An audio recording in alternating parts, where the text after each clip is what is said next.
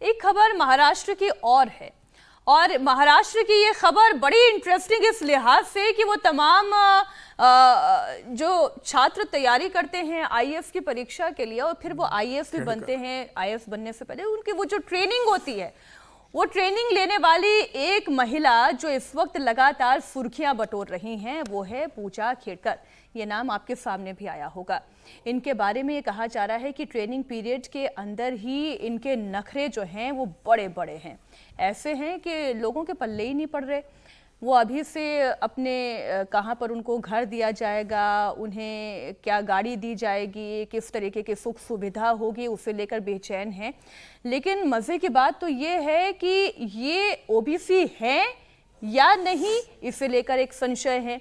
कहा यह जा रहा है कि ये क्रीमी लेयर है वाली कैंडिडेट हैं आईएएस की कुर्सी पर। ये ज़बरदस्त कंट्रोवर्सी हो रही है हर्षवर्धन जी। ये कंट्रोवर्सी ऐसी है कि मेडिकली अनफिट हैं, उसके बावजूद अच्छा उसमें भी एक कैटेगरी होती है, ये तो आप भी जानते हैं। अब बार बार जब उसकी परीक्षा के लिए अस्पताल कॉल कर रहा है कि आप आइए एक बार टेस्ट करवा लीजिए, ये नहीं जाती। दूसरी बार कॉल आ गया अस्पताल से कि आप आइए टेस्ट करवा लीजिए, फिर नहीं जाती। 3 बार कॉल आ गया तब भी नहीं जा रही हैं। ये माजरा क्या है, क्या खेल है? ये ऐसी नखरे वाली आईएएस है कि पल्ले ही नहीं पड़ रहा है कि खेल क्या है इनका। नहीं देखिए, आईएएस अधिकारी हैं तो उनके नखरे और उनका अपना जो एक तरीका है वो तो अलग विषय हो गया। मूल विषय बड़ा गंभीर है और ये सरकार की तरफ से जवाब आना चाहिए। कोई आईएएस बन जाए, कहीं जाकर ट्रेनी आईएएस के तौर पर ज्वाइन कर ले। अब खबर आ रही कि 5 बार मेडिकल के लिए बुलाया गया, अभी तक नहीं गई। दिव्यांग होने की वजह से है, ओबीसी का सर्टिफिकेट लगा हुआ है। इनके पिता भी शायद अधिकारी हैं, उनका दबाव बनाकर कहा गया। जहां ये गई वहां चैम्बर कब्जा करने की कोशिश करने लगी, किसी से गिफ्ट में ऑडी ले लिया। अब ये सारे सवाल वो हैं जिसको सरकार की तरफ से सफाई आनी चाहिए। एक दावा तो ये भी है कि मतलब बहुत पैसे वाली मैं यही कह रहा हूं कि साफ साफ ये पता चलना चाहिए था, देश की सबसे प्रतिष्ठित परीक्षा है। ये लोग देश चलाते हैं, आईएएस तो वही रहता है, नेता तो बदलते रहते हैं। और अगर वहां पर कोई एक ट्रेनी आईएएस ऑफिसर इस तरह से पहुंचा है, उसमें ढेर सारी ऐसी गड़बड़ियां दिख रही हैं, अनियमितता दिख रही हैं, तो क्या अब तक सरकार की तरफ से इस पे कोई सफाई नहीं आनी चाहिए थी? उस महिला के खिलाफ तो क्रिमिनल केस चलना चाहिए। और इसका दूसरा जो पहलू है कि हर कोई कहता है भैया कि सरकारी नौकरी मिल जाए, और सरकारी नौकरी में अगर आईएएस पीएस हो गए तब तो बहुत ही बढ़िया है, सुभान अल्लाह वाला मामला है। लेकिन अगर ये साफ साफ दिख रहा है तो क्या सरकार ऐसे मामलों में भ्रष्टाचार की जांच, कौन लोग हैं जो ऐसे ट्रेनी आईएएस ऑफिसर को ऑडिट दे जाते हैं, उनके बिजनेस की जांच और इस तरह के इकोसिस्टम को तोड़ने का कोई काम करेगी क्या? मुझे लगता है ये बड़ा सवाल है। बाकी उसके ऊपर तो जो जांच है उसकी कार्रवाई होनी चाहिए। ये मतलब एक तरह से कहेंगे सीधे सीधे व्यवस्था को गड़बड़ी और उसको चुनौती देने का प्रश्न है, तो उस पर तो जांच होनी चाहिए। मैं इसमें एक लाइन जोड़ दूं, हर्षवर्धन जी ने कहा कि ऑडी के मामला भी बताया है। सिर्फ ऑडी नहीं, एक ज्वेलर के यहाँ से ये गहने लेकर चली गई है और ज्वेलर को उसका भुगतान नहीं किया है। और ज्वेलर जब ने रिमाइंड करने के लिए फोन किया तो उसको इतना धमकाया कि वो दूसरी बार फोन नहीं कर पाया। तो मतलब अगर ऐसे आईएएस बनेंगे कि ऑडी ले लेंगे, ज्वेलर के पास जाके ज्वेलर लेके आएंगे, तो ये क्या जनता की सेवा करेंगे और सरकारी फंड का क्या इस्तेमाल करेंगे, समझ सकते हैं। नहीं, आईएएस तो ऐसे ही बनते हैं, वही करते हैं, थोड़ा थम के करते हैं, थोड़ा समय लेते हैं, जिसको कहते हैं ना कि थोड़ा समय लेकर करते हैं। वो जरा जल्दी में कर रही है, बस फर्क इतना है। तो मुझे लगता है इस पूरी व्यवस्था पर प्रश्न चिन्ह है, उसकी बात होनी चाहिए। ओबीसी सर्टिफिकेट ओरिजिनल है या फेक? ओम जी से मैं पहले इस पर रिएक्शन ले लूं, फिर अवधेश जी विस्तार से आप भी अपनी बात रखिएगा। ओबीसी सर्टिफिकेट ओरिजिनल है या फेक, ये तो जांच का विषय, ये तो सरकार के लेवल पर हो ही जाना चाहिए था अब तक। बिल्कुल, अगर कोई इस सर्टिफिकेट पे प्रश्न है तो ये तो सरकार के लेवल पे, प्रशासन के लेवल पे उसकी जांच हो जानी चाहिए। ये एक मुद्दा है। दूसरे देखिए, यूपीएससी की जो परीक्षा है वो देश की सर्वाधिक प्रतिष्ठित परीक्षा है। एक आईएएस जब डीएम के बाद खासकर ज्वाइंट सेक्रेटरी, एडिशनल सेक्रेटरी और सेक्रेटरी के लेवल तक पहुंचता है तो उसकी कलम में इतनी ताकत होती है कि वो पूरे जिले, मतलब जब जिले में है तो जिले से लेके और राज्य से होते हुए देश तक का भाग्य निर्धारित करने की, कम से कम अपने क्षेत्र में, अपने मंत्रालय में जहां वो रह रहा है या जिला जिसका वो जिलाधीश है वहां रहते हुए उसकी स्थिति होती है। ऐसे में अगर कोई इस तरह की हरकतें, मतलब ये तो इतनी ऊट पटांग हरकत है जहां हम वीआईपी कल्चर खत्म होने की ओर बढ़ रहे हैं, लगातार उसकी बात कर रहे हैं कि वीआईपी कल्चर खत्म होना चाहिए, लाल बत्ती खत्म होना चाहिए, वहां पे इस तरह की ऑडी कार लाल के बत्ती ऊपर लाल और बत्ती, इतनी एक अलग तरह के चैम्बर की मांग, उसके बाद गहने लेके आ रही हैं, उस पे रोब झाड़ रही हैं, तो दिमाग की भी जांच होनी चाहिए। मतलब मुझे लगता है ऐसा कि इनकी अलग तरह से एक अलग तरह से जांच और एक बिल्कुल भी तो नहीं है अवधेश ये जी। बड़ा मुश्किल है, इसलिए क्योंकि जिस तरीके से यूपीएससी की परीक्षा का पूरा पैटर्न है, आप देखिए इंटरव्यू के लेवल तक आते थे, प्रीलिम्स मेंस और इंटरव्यू के लेवल तक आते आते व्यक्तित्व स्कैन हो जाता है, उनका इंटेलिजेंट कोसेंट, उनका इमोशनल कोसेंट, उनका क्राइसिस मैनेजमेंट की क्या स्थिति है, ये सब मुद्दे बहुत ठीक तरीके से और बहुत साइंटिफिक है, मैं उसको बहुत ठीक तरीके से देख रहा हूं, समझ रहा हूं। अभी इस खबर को देख के तो ये लग रहा है सर कि वो स्कैनिंग कुछ गड़बड़ तो नहीं हो गई थी।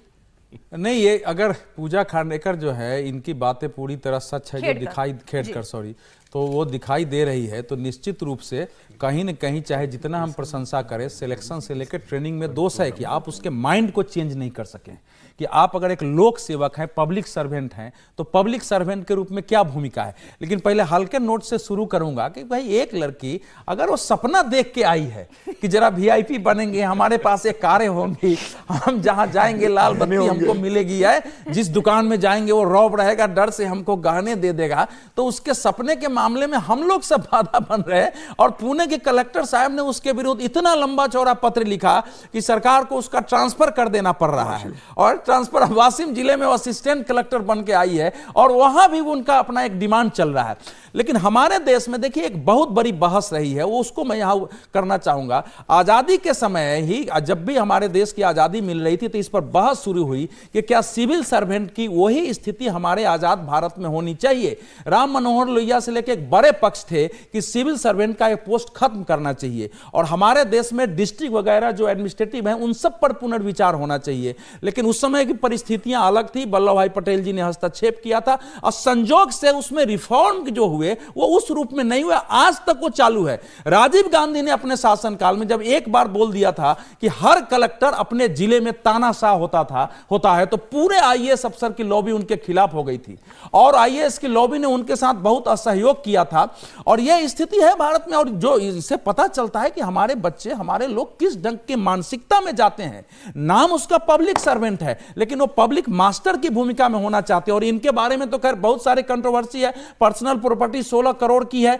अगर ये आई है क्रीमी लेयर के नीचे तो कैसे आई है। इनके पिताजी की संपत्ति काफी 30-35 करोड़ की बताई गई है, तो वो सब भी अपने में जांच का विषय है कि कैसे हुआ है। लेकिन उस पक्ष के अलावा जो कुछ हम देख रहे हैं वो नए सिरे से इस बात की मांग कर रही है कि भारतीय सिविल सेवा में परीक्षा, उसके सिलेक्शन, उसकी ट्रेनिंग और ट्रेनिंग के बाद प्रोवेशन जो है उस पर नए सिरे से व्यापक विचार करने की आवश्यकता है। इन पर मीडिया की नजर चल गई है। हम लोगों ने तो देखा है कि कलेक्टर अगर जिले में रास्ते से गुजरता है तो दोनों तरफ की सड़कें खाली हो जाती हैं। आज भी ये नहीं है, कलेक्टर से मिलना कितना कठिन है, पत्रकार के रूप में आप जा सकते हैं। आपने जो बोला था ना शुरुआत में, महिला है, सपने देख रही हैं, तो सपने देखने में कोई नहीं, सपने पूरा भी कर रही हैं, सपने पूरे भी करने में कोई गुरेज नहीं है। लेकिन किसी को टॉर्चर करके अगर अपने सपने को पूरा कर रही है तो ये तो गलत है ना कानूनी तौर पर। मुझे लगता है पूजा खेड़कर, पूजा सिंघल से बहुत प्रभावित रही है, जो झारखंड की आई, जो सस्पेंड हो गई है करोड़ों रुपए लेकर।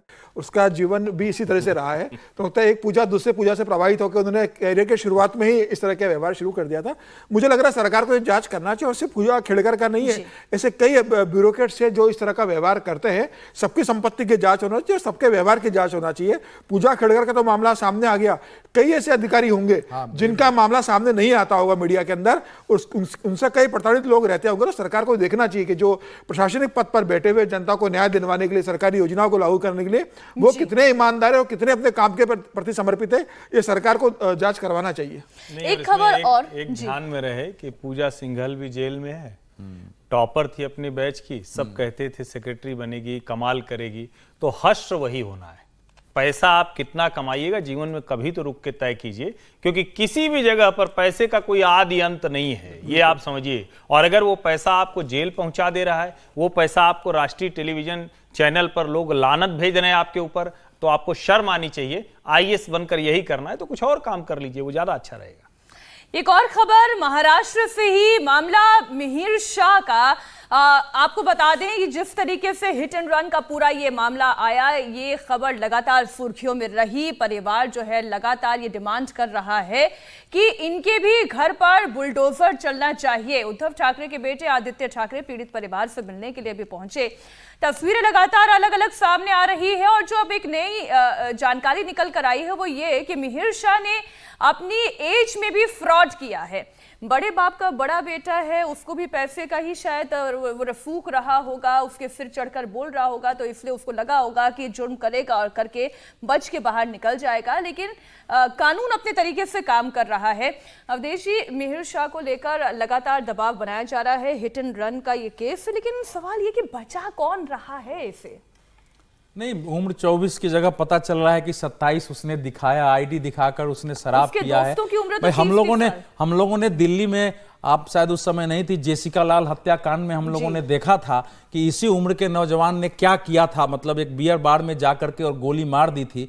तो इस समय जो हमारे देश के एक रईस हैं, जो पैसे वाले हैं, उनके बच्चों में कुछ ऐसे परिवार हैं जो बच्चों में इस ढंग के संस्कार देने से वंचित रह जाते हैं और छोटे छोटी गलतियां करते हैं, अपराध करते हैं, उनको छुड़ाते हैं। ये पहला नहीं होगा केस, भले उसमें FIR दर्ज नहीं हो, ठीक से इसकी छानबीन हो तो पता चलेगा कि इसके पहले भी इसने ऐसे कांड किए हैं, गुंडागर्दी की होगी, कुछ दादागिरी की होगी, अपराध किए होंगे और उसमें परिवार ने उसको बचाया होगा।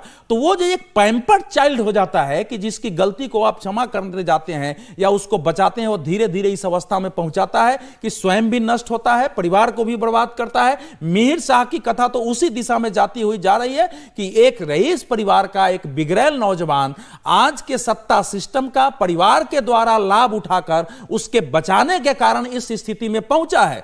अगर सरकार सख्त नहीं होती, आप सोचिए उसका जितना प्रभाव था, कार के नंबर बदल गए, सारे कुछ बदल गए, क्या क्या नहीं हो गया जिसको पकड़ना कठिन था। अगर इसमें सरकार सख्त नहीं होती, मीडिया ने इसको नहीं उठाया होता, सामाजिक संगठनों ने काम नहीं किया होता, तो ये फिर बच के निकल जाता और इससे बड़ा अपराध करता है।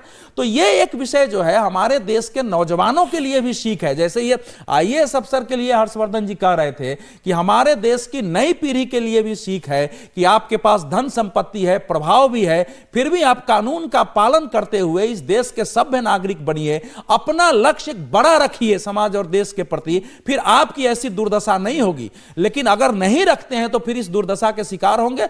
इस समय आप मतलब देखिए, आपने मॉरल ग्राउंड लिया है कि जितनी गलती उस लड़के की है उससे कई ज्यादा गलती उसके परिवार की है। लेकिन सरकार क्या करती है, प्रशासन क्या करता है? मिहिर शाह का ये जो व्यक्तित्व बना है इसमें इसके पिता की बड़ी भूमिका रही है। इनकी एक घटना बताता हूँ। ये जब स्कूल में पढ़ता था मिहिर शाह छोटा, तो टीचर ने इसको किसी बात पे डांटा और थप्पड़ मारा। इसने घर आके अपने पिता को बताया, तो पिता गए स्कूल में और टीचर को पीट कर आए। तो जो पिता अपने बेटे को, शिक्षक को स्कूल में जाके मारने की हिम्मत करे कि मेरे बेटे पे क्यों हाथ उठाया, तो बेटे ने संस्कार घर में यही देखे ना कि मेरे साथ पिता है, मैं जो करूंगा पिता मुझे बचा लेंगे।